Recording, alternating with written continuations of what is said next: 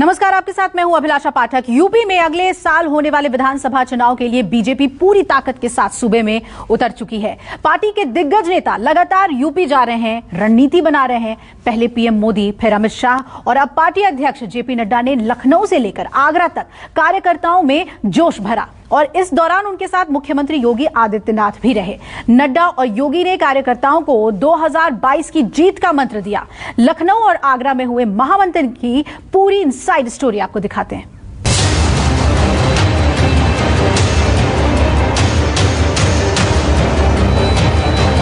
प्रधानमंत्री किसान सम्मान निधि में अभी तक 1.36 लाख करोड़ रुपए भारत के 10 करोड़ किसानों को दे दिया। इस सरकार ने किसानों के साथ अन्याय किया है, पीड़न किया है, जमीनें भी छीन ली हैं।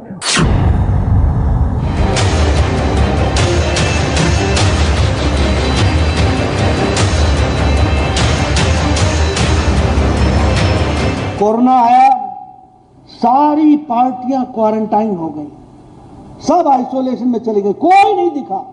हमारे मुख्यमंत्री ने कहा डीएनए नहीं मिलता उनका, जो भगवान को नहीं पूछते। लाचारी चरम हो गई, बेरोजगारी धर्म हो गई।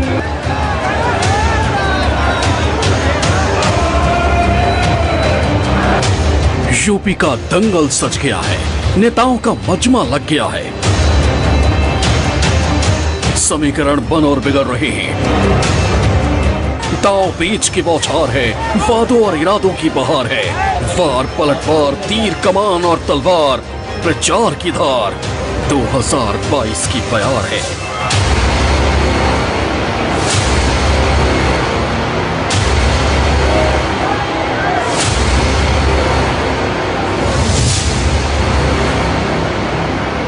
यूपी में विधानसभा चुनाव से पहले सूबे का माहौल सियासी हो चला है। दिल्ली से नेता आ रहे हैं, कार्यकर्ताओं को समझा रहे हैं, सत्ता तक पहुंचने का मंत्र सिखा रहे हैं। उत्तर प्रदेश विधानसभा चुनाव का शंखनाद हो चुका है। बीजेपी समेत तमाम सियासी दल जीत की रणनीति तैयार करने में जुटे हुए हैं। बीजेपी के तमाम केंद्रीय नेता उत्तर प्रदेश के दौरे पर हैं, तो योगी सरकार को घेरने के लिए समाजवादी पार्टी भी सड़कों पर उतर आई है। वहीं कांग्रेस और बीएसपी भी सत्ता की चाबी खोजने में जुटे हुए हैं। बीजेपी अध्यक्ष जेपी नड्डा ने 2022 की चुनावी जंग से पहले कार्यकर्ताओं और नेताओं का मनोबल बढ़ाया। साथ ही यूपी सरकार के मंत्रियों का रिपोर्ट कार्ड भी देखा। यूपी में विधानसभा चुनाव से पहले बीजेपी अध्यक्ष जेपी नड्डा ने लखनऊ से लेकर आगरा तक पार्टी की तैयारियों को तूफानी रफ्तार दी। कुछ घंटों तक पार्टी के वरिष्ठ नेताओं, जिला पंचायत और क्षेत्र पंचायत अध्यक्षों से बातचीत की, मंत्रियों के साथ मंथन किया। महामंथन के दौरान नड्डा ने कहा कि विधानसभा चुनाव कोई व्यक्ति नहीं बल्कि बीजेपी लड़ेगी, जिससे भी पार्टी टिकट देगी। यूपी सरकार में मंत्री, सांसद, विधायक और पदाधिकारी बिना किसी मनमुटाव के चुनाव जिताने में जुट जाएं। जेपी नड्डा 7 महीने पहले जनवरी में भी यूपी में मंथन के लिए आए थे। कुछ रणनीति तब बनी थी, कुछ रास्ते अब तलाशे जा रहे हैं, जिसके तहत उन्होंने राष्ट्रीय महामंत्री संगठन बीएल संतोष, मुख्यमंत्री योगी आदित्यनाथ, प्रदेश अध्यक्ष स्वतंत्र देव सिंह की मौजूदगी में दलित वोट बैंक बढ़ाने पर मंथन किया। नड्डा ने कहा कि मंत्री और पदाधिकारियों को दलित बस्ती में जाना होगा। दलित बस्ती में नहीं गए तो प्रवास नहीं माना जाएगा। उम्मीदवार का चयन कर टिकट देना पार्टी का काम है। प्रजातंत्र के कार्यशैली में भी बड़ा अंतर आया है। इस कार्यशैली को भी हमको समझना पड़ेगा। एक समय था कि एक प्रधानमंत्री ने यह कहा था कि जब मैं ऊपर से 1 रुपया भेजता हूं तो 85 पैसे रास्ते में खर्च हो जाते हैं, सिर्फ 15 पैसे ही पहुंचते हैं। यह परिस्थिति थी देश की। और आज हम बड़े गौरव के साथ कह सकते हैं कि प्रधानमंत्री मोदी जी के द्वारा 1 रुपया भेजा जाता है तो पूरे का पूरा 100 पैसा नीचे तक जाता है। गरीब लोगों को, 50 करोड़ लोगों को 5 लाख रुपए का हेल्थ कवर सालाना देने का काम आयुष्मान भारत के तहत दिया। और आपको जानकर के खुशी होगी कि देश में 1,83,00,000 गरीब लोगों ने इसका लाभ उठा लिया है। महामंथन के दौरान बीजेपी अध्यक्ष ने पदाधिकारियों को विनम्र भाव से जनता के बीच जाकर अपनी उपलब्धियां बताएं। सांसद और विधायक चाय पर एक दूसरे के घर जाएं, चुनाव की तैयारी को लेकर बात करें। सूबे में 4.5 साल में हर क्षेत्र में काम हुआ है, ये बड़ी उपलब्धि है। चुनाव से पहले बीजेपी का पूरा ध्यान बूथ को मजबूत करने पर है। इसके लिए पहले से ही केंद्रीय संगठन की तरफ से प्रदेश स्तर और फिर जिला स्तर और उसके बाद विधानसभा वार पूरी योजनाओं को साझा किया जा चुका है। बताया जा रहा है कि बीजेपी ने इस बार नए वोटर्स को अपने साथ जोड़ने का टारगेट सेट किया है। पहले प्रधानमंत्री नरेंद्र मोदी ने उत्तर प्रदेश में विकास योजनाओं का शुभारंभ किया। उसके बाद अमित शाह ने लखनऊ से लेकर पूर्वांचल तक बीजेपी के मिशन का रास्ता खोजा। मुख्यमंत्री योगी आदित्यनाथ अयोध्या से भगवान राम का आशीर्वाद लेकर आ चुके हैं और अब पार्टी अध्यक्ष जेपी नड्डा ने उत्तर प्रदेश में अपने योद्धाओं को जीत का मंत्र बांटा है।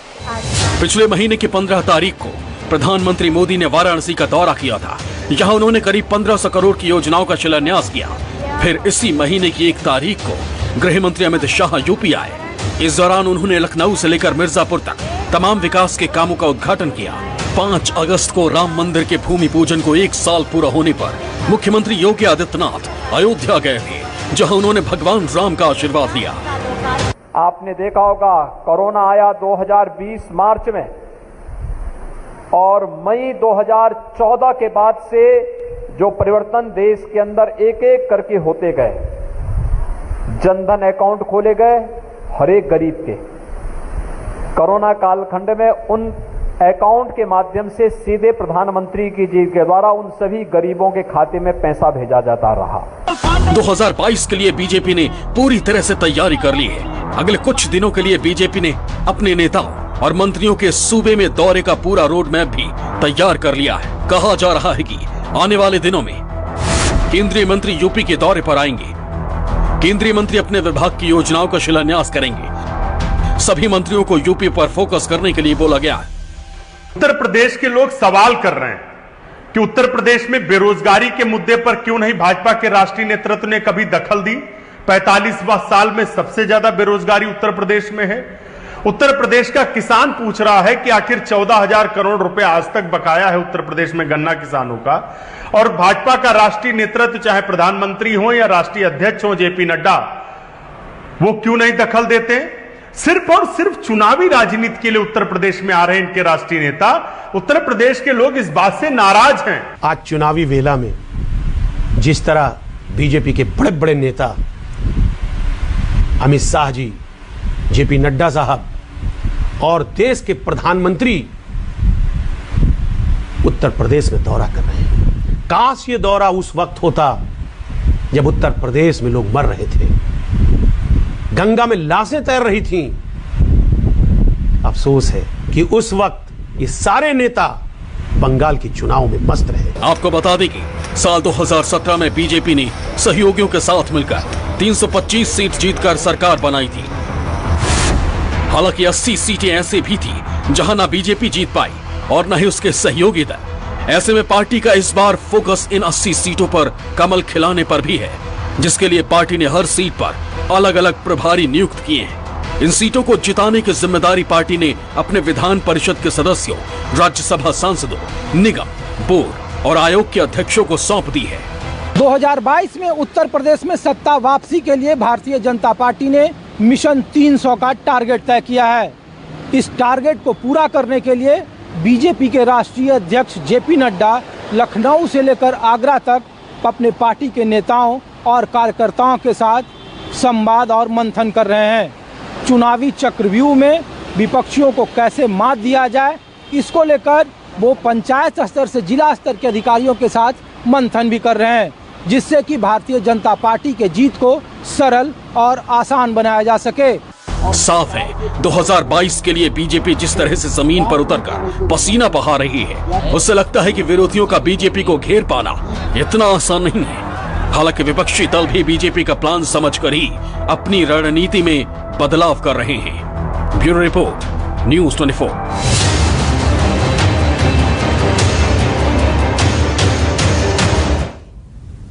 तो बीजेपी पूरी ताकत के साथ मैदान में कूद चुकी है। तो इधर समाजवादी पार्टी के अध्यक्ष अखिलेश और कांग्रेस महासचिव प्रियंका गांधी भी 2022 की रणनीति लेकर चुनावी अखाड़े में हैं।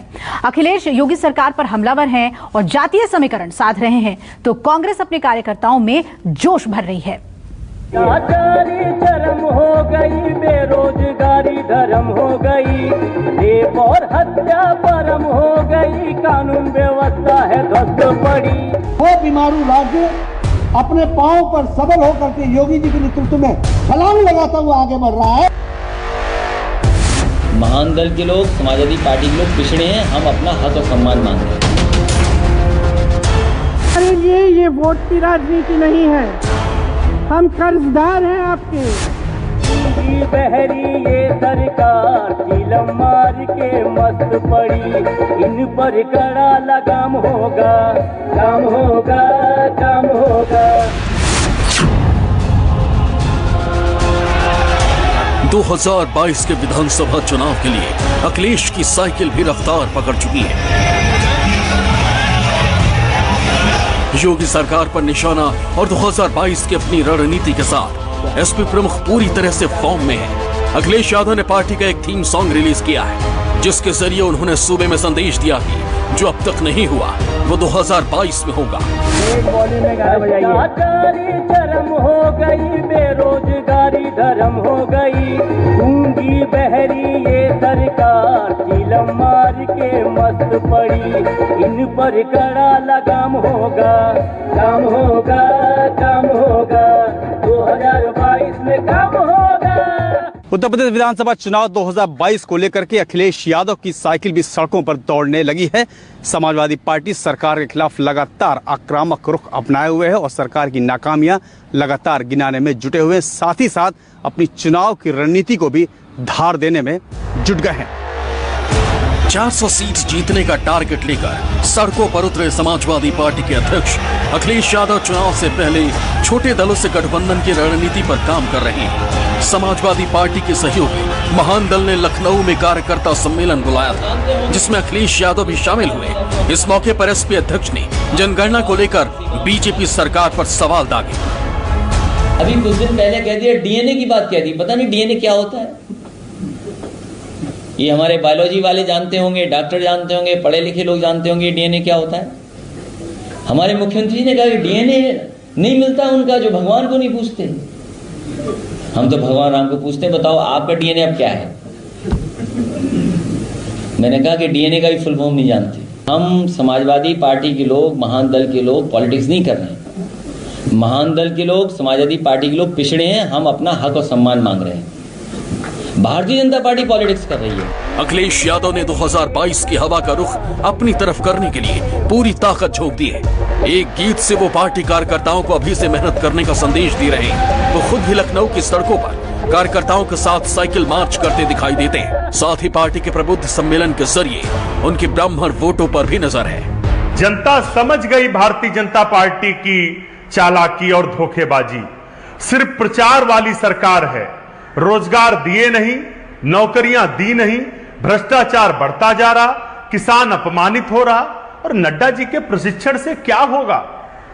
2017 में इतना बड़ा जनादेश दिया था उत्तर प्रदेश के लोगों ने, उनको तो धोखा दिया उत्तर प्रदेश के मुख्यमंत्री और भाजपा सरकार ने।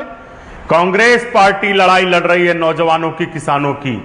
2022 में यह प्रशिक्षण काम आने वाला नहीं है। जनता हराने जा रही है भारतीय जनता पार्टी को। एक तरफ समाजवादी पार्टी तो दूसरी तरफ कांग्रेस भी खुद को मजबूत करने की रणनीति में जुट चुकी है। दावा किया जा रहा है कि सितंबर में पार्टी लखनऊ में एक बड़ा महामंथन करने वाली है, जिसके जरिए वो पार्टी कार्यकर्ताओं को एकजुट करेगी। उत्तर प्रदेश में कांग्रेस को सत्ता तक पहुंचाने की जिम्मेदारी महासचिव प्रियंका गांधी पर है, जिसके लिए उन्होंने पार्टी की रूपरेखा भी तय कर दी है। दावा किया जा रहा है कि जल्द ही कांग्रेस लखनऊ में महामंथन करने जा रही है, जिसमें पार्टी के बड़े नेताओं और कार्यकर्ताओं के कानों में जीत का मंत्र फूंका जाएगा। दावा किया जा रहा है कि पार्टी अगले महीने वाले सम्मेलन में ज्यादा से ज्यादा कार्यकर्ता शामिल करने की कोशिश करेगी। प्रदेश के तमाम छोटे बड़े नेता शामिल हो सकते हैं। सम्मेलन में यूपी चुनाव को अंतिम रूप दिया जाएगा। 700 से ज्यादा ट्रेनिंग कैंप लगाने की तैयारी। कैंप में कार्यकर्ताओं को कांग्रेस का इतिहास बताया जाएगा। संघ और बीजेपी की भी जानकारी दी जाएगी। कार्यकर्ताओं को बूथ मैनेजमेंट सिखाया जाएगा। माननीय नड्डा जी उत्तर प्रदेश में पार्टी के कार्यकर्ताओं को और नेताओं को चुनावी मंत्र देने आ रहे हैं। ये वही वाला मंत्र है जो 2017 में नेताओं को और कार्यकर्ताओं को मंत्र दिया था कि जनता को जा करके गुमराह करो, उनको बड़े बड़े वायदे उनसे करो, उनको सपने दिखाओ, ख्वाब दिखाओ और वोट ले लो और उसके बाद उनको भूल जाओ। कांग्रेस की इस रणनीति को गठबंधन से जोड़कर भी देखा जा रहा है, क्योंकि कुछ दलों को लगता है कि कांग्रेस का वोट बैंक खिसक चुका है। इतना ही नहीं, दावा तो यह भी किया जा रहा है कि यूपी में कांग्रेस में संजीवनी फूंकने के लिए पार्टी प्रियंका गांधी को सीएम पद का उम्मीदवार भी घोषित कर सकती है। साथ ही पार्टी सभी 403 सीटों पर अपने उम्मीदवार मैदान में उतार सकती है। लक्ष्य को प्राप्त करने के लिए हम अपने कार्यकर्ताओं को प्रशिक्षित कर रहे हैं। सारे ही दल अपने कार्यकर्ताओं को प्रशिक्षित करते हैं। हमारे मास्टर कार्यकर्ता पूरे उत्तर प्रदेश में हमारे सारे कार्यकर्ताओं को प्रशिक्षित करेंगे और श्रीमती प्रियंका गांधी जी के नेतृत्व में हम चुनाव लड़ करके सबको आश्चर्यचकित करेंगे।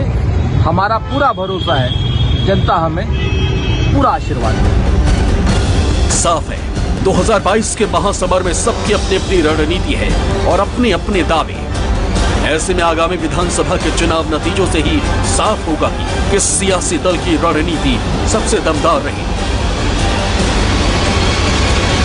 Bureau report, news 24। यहाँ पर एक छोटे से ब्रेक के लिए रुक रहे हैं। आप देखते रहिए न्यूज़ 24।